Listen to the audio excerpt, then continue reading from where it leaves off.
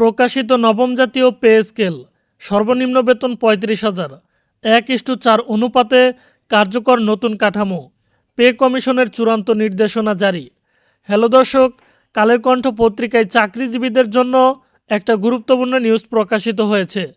আজকে যারা সরকারি চাকরিজীবী আছেন তারা ভিডিওটি সম্পূর্ণ দেখুন এবং আমাদের চ্যানেলটিকে সাবস্ক্রাইব করুন। আমাদের আজকের ভিডিওতে আমরা লাইক টার্গেট দিয়েছি মাত্র ১০০, তাই ভিডিও চলাকালীন একটি করে লাইক দিয়ে আমাদের টার্গেটটি এখনই পূরণ করে দিন। অবশেষে দীর্ঘ প্রতীক্ষার অবসান ঘটিয়ে প্রকাশ হলো নবম জাতীয় পে স্কেলের বেতন তালিকা। আজকের এই প্রকাশনা দেশের লাখো সরকারি কর্মকর্তা কর্মচারীদের জন্য এক ঐতিহাসিক মাইলফলক হয়ে থাকবে।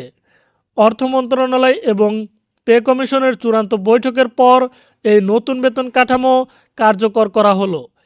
এই নতুন তালিকায় সর্বনিম্ন বেতন নির্ধারণ করা হয়েছে ৩৫,০০০ টাকা।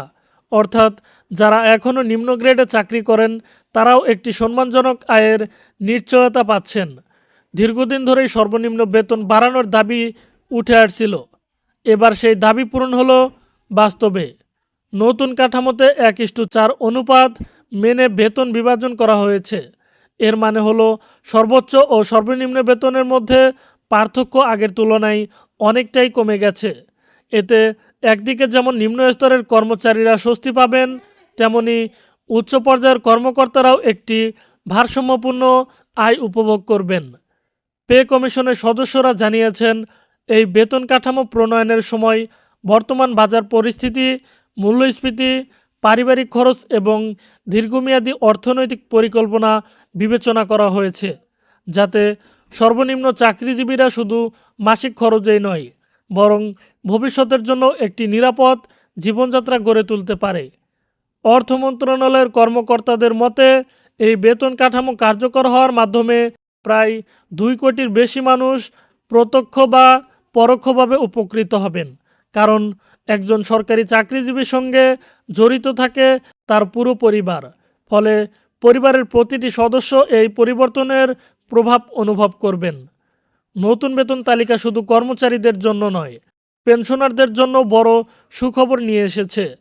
পেনশন সুবিধা ও অন্তর্বর্তীকালীন ভাতার সমন্বয় আনা হয়েছে, যাতে দীর্ঘদিন সেবা দিয়ে অবসরে যাওয়া কর্মকর্তারাও স্বাচ্ছন্দ্যে জীবনযাপন করতে পারেন। প্রধান উপদেষ্টা ডক্টর মোহাম্মদ ইউনূসের নির্দেশেই এই বেতন কাঠামো দ্রুত চূড়ান্ত করা হয়েছে। তিনি বলেছেন, সরকারি চাকরিজীবীরা দেশের মূল চালিকা শক্তি। তাদের জীবনমান উন্নত না করা হলে দেশের সামগ্রিক উন্নয়ন সম্ভব নয়। এছাড়া বিশেষজ্ঞদের মতে নতুন এই বেতন কাঠামো শুধু সরকারি চাকরিজীবীদের মধ্যেই সীমাবদ্ধ থাকবে না, বরং এর প্রভাব বেসরকারি খাতেও পড়বে। কারণ সরকারি খাতের বেতন যখন বৃদ্ধি পায় তখন বেসরকারি খাতেও প্রতিযোগিতার মাধ্যমে কর্মীদের সুবিধা বৃদ্ধি করা হয়। ফলে সার্বিক অর্থনীতিতে ইতিবাচক প্রভাব পড়বে।